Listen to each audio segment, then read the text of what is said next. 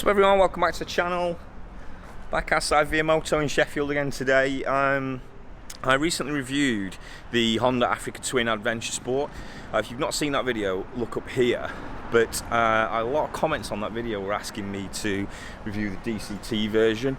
So I've been able to get my hands on the DCT version of the non-Adventure Sport one, so the normal Africa Twin 1100 CRF. So it's predominantly the same, but it's essentially its smaller sibling, not quite as big a tank, a bit more in line with the CRF family, etc. So the main thing I want to do today is take that out and explore this DCT gearbox, because I had a lot of questions about that in the previous video. So we'll go and test that DCT gearbox, but also while I'm here they've asked me to look at, check these out.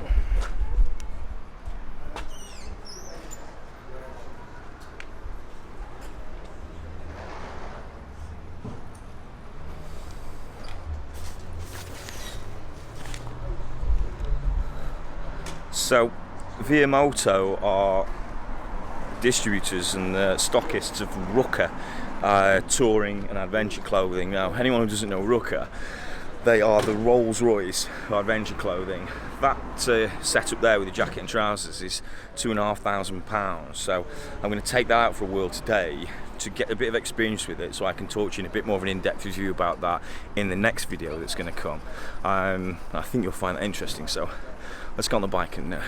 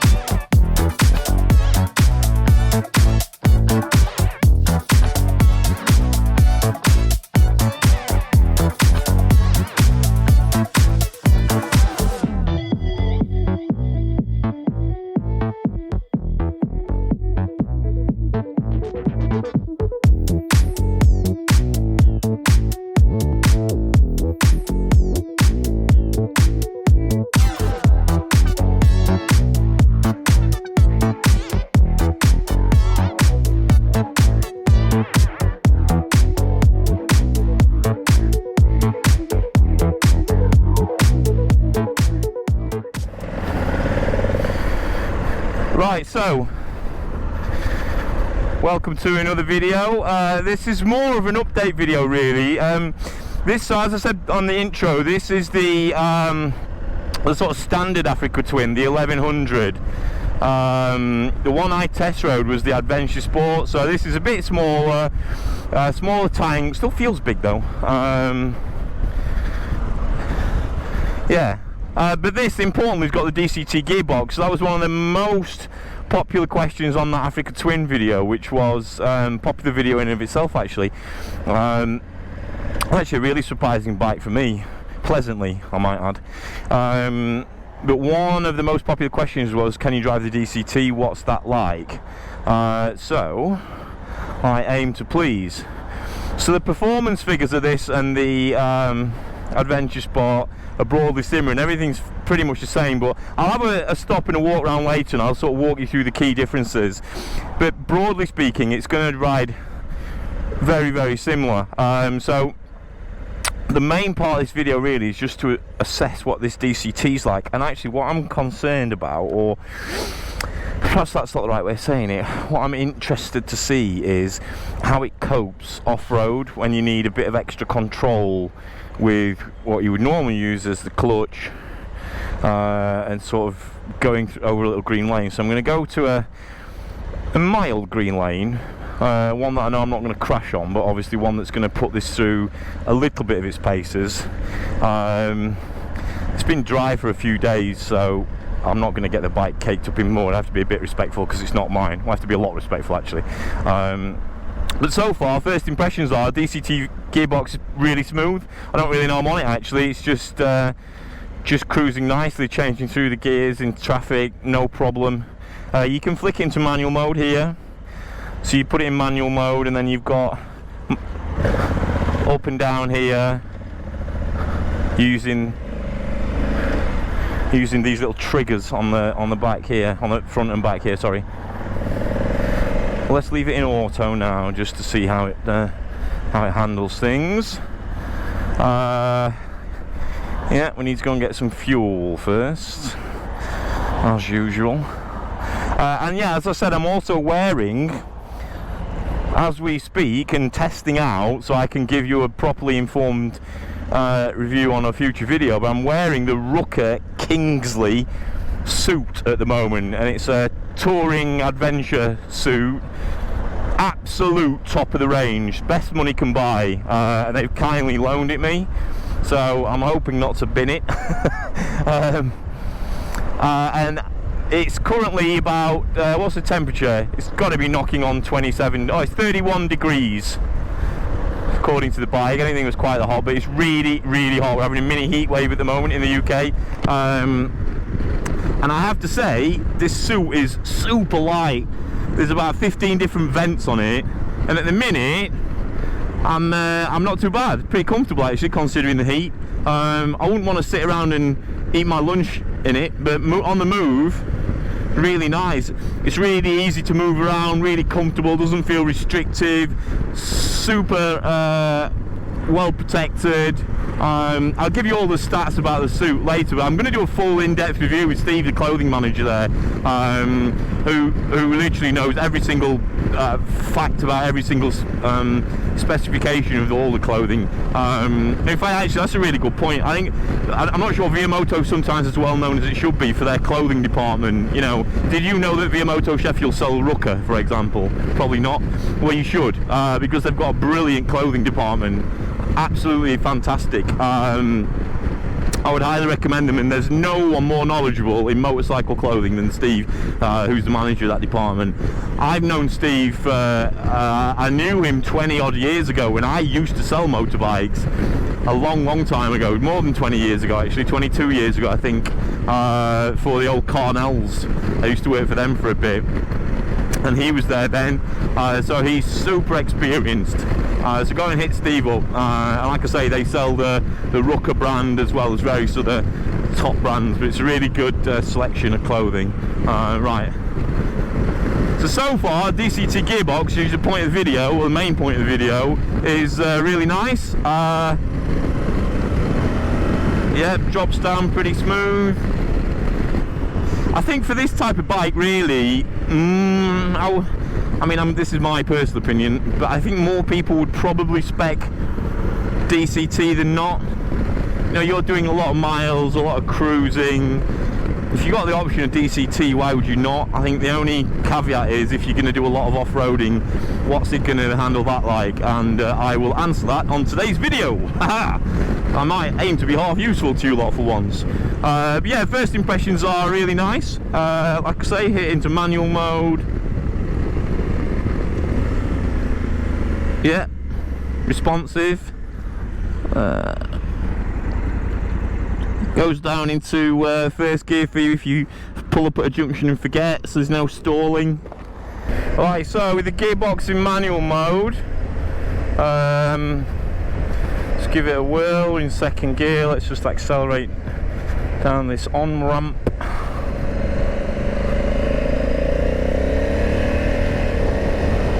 Wow, that's seamless upshift. I actually had to look and check see if I pushed the button. Wow, that is the smoothest gearbox. You basically, the only way you know you changed gear is the noise. Right, I'm gonna go and put some fuel in this, and then we'll go and take it for a good run. Go and find a green lane, and we'll see how this gearbox copes.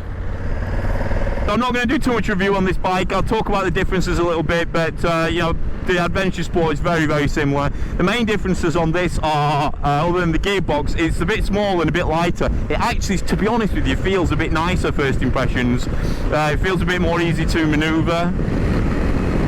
I quite like that, but I do concede that there are trade-offs to this with a smaller tank, particularly.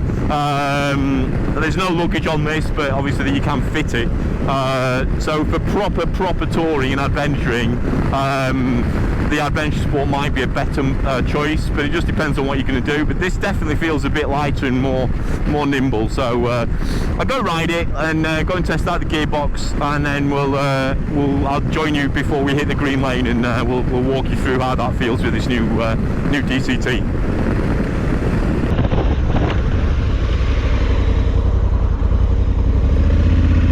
Right, so here we are at my little green lane test track, and I'm going to stick it into gravel off-road mode, and let's just see what happens. My concern is that you won't have the control that you do with a normal manual gearbox, where when you're off-road like this you feather the clutch, and you do often. So let's it's quite a big thing, but it's actually really comfortable stood up. I drove the KTM 390 Adventure Sport a few weeks ago, and that one was nice, but stood up like this, the bar's just a bit too low. This is perfect. Feels quite big though, you know. It's probably easier to handle than the Adventure Sport, but we'll go and have a sit down in a minute, and I'll walk you through the difference of those. I think really the difference between the Adventure Sport and this is just more use case. Changed up there, I feel the gearbox change, which is actually okay. I'm going to try it in the manual mode in a minute.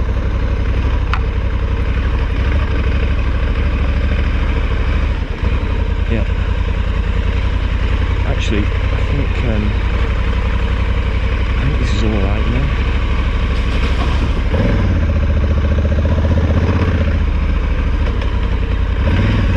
Yeah.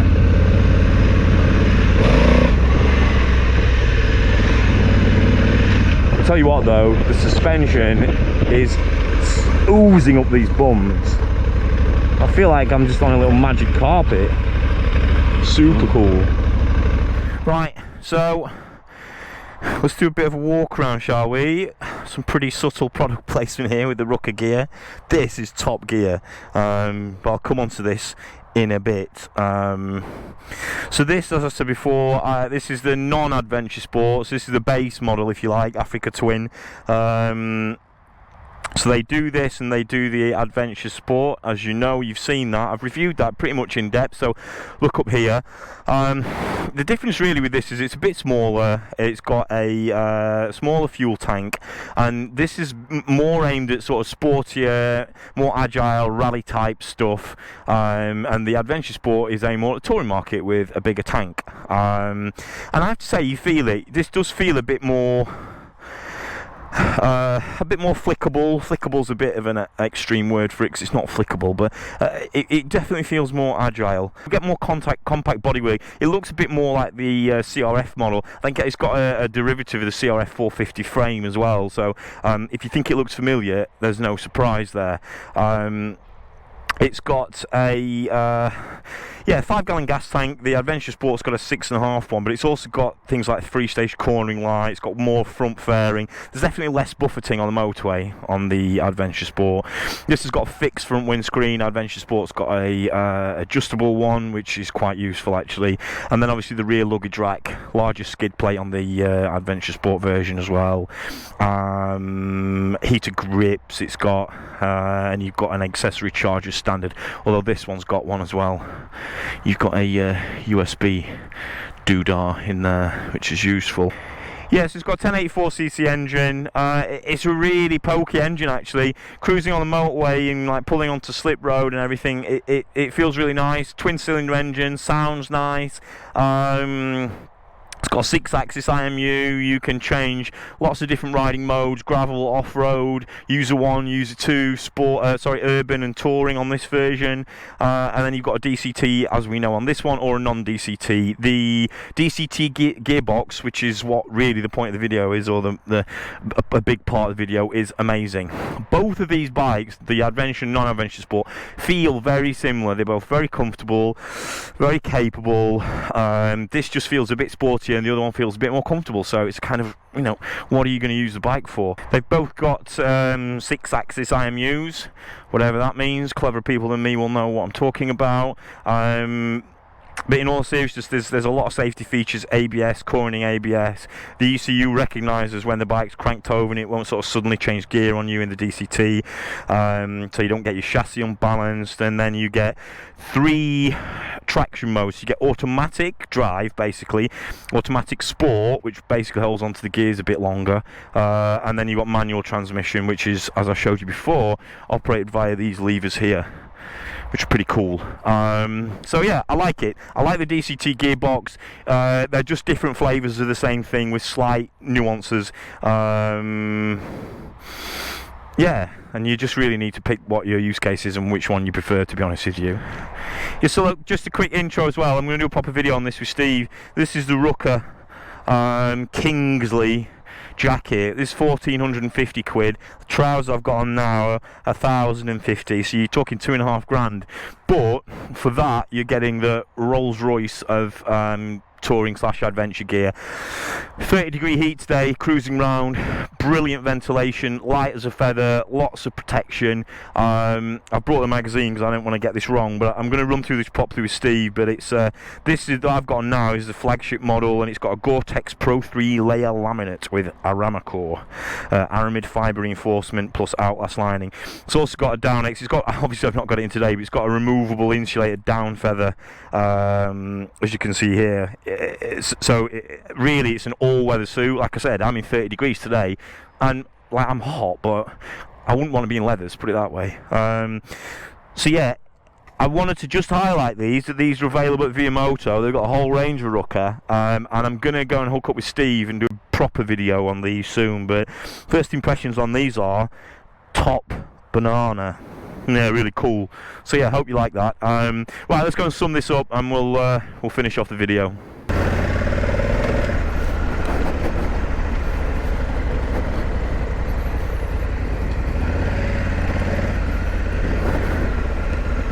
Right, so as we cruise around a few twisties on this, I just wanted to wrap up the video really. This is sort of a bit of a comparison of the base model Africa Twin to the Adventure Sport. They're very, very similar, so I've not gone quite as in depth on this as I did on the original Adventure Sport video. Go and check that out. But this is essentially a trimmed down version of that bike, just to sum up, aimed more at sort of slightly more sportier, you know, more off-road rally type riding. You get a bit less, a little bit less money, but you get a bit less, so you get a smaller fuel tank, bit less spec, less fairing, don't get an adjustable screen, but you get a more, I think, a slightly more engaging ride. And it's totally up to you. If you're going to be doing lots and lots of miles and big touring, then go for the Adventure Sport. If you're going to be using it for a bit of fun, going a bit off-road, you know, not too worried about having to fill up a bit sooner, or having to have, like, you know, all the spec and heated grips and, you know, big skid plates and stuff that you get with the Adventure Sport, then this is definitely the bike. It's a bit more fun, if I'm honest.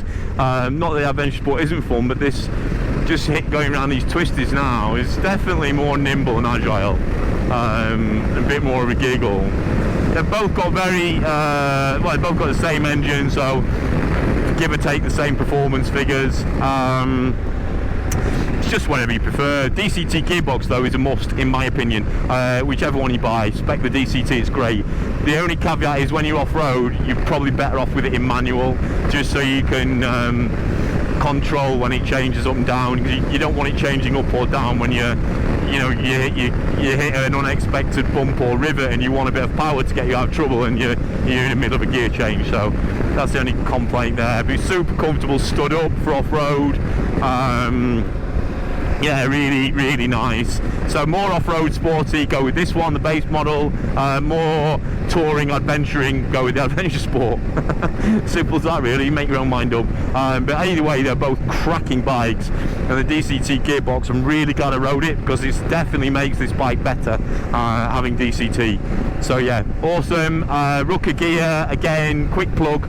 Not sponsored, nobody's paying me to say this. I just want to give Via Moto a bit of visibility as RUKKA suppliers, because this really is the business. This is the best stuff, and it feels it. You know, first impressions wearing it is I could wear these all day in 30-degree heat and I'd be fine. And it's really, really, really good quality. And some of the linings, the lining that you get with it makes the usable temperatures if you do winter riding or in colder climates. It makes that usable range of temperature massive. So it's an investment, but you know, is it a good investment? Depends on how much you ride, I guess, and the sort of riding conditions you ride in. So I'll give you full in-depth on this with Steve in the showroom in a later video. But for now, RUKKA is pucker. RUKKA is pucker. Right, on that tragic pun, I'm going to leave you all. So thanks for watching, really appreciate it. If you could hit the like button, it helps me out, helps other people find the video. If you could hit subscribe as well, that also helps me out because it lets me know that you like what I'm doing and you want to see more. Basically, loads of stuff coming up, track days, reviews, brand new bike coming tomorrow as well. You will be surprised, anyone who's not following me on social media, to see what that bad boy is. Very surprised, I think. But yeah, I'll leave that on a cliffhanger for you. So thanks so much for watching, hope you enjoyed the video. I love you all and see you on the next one.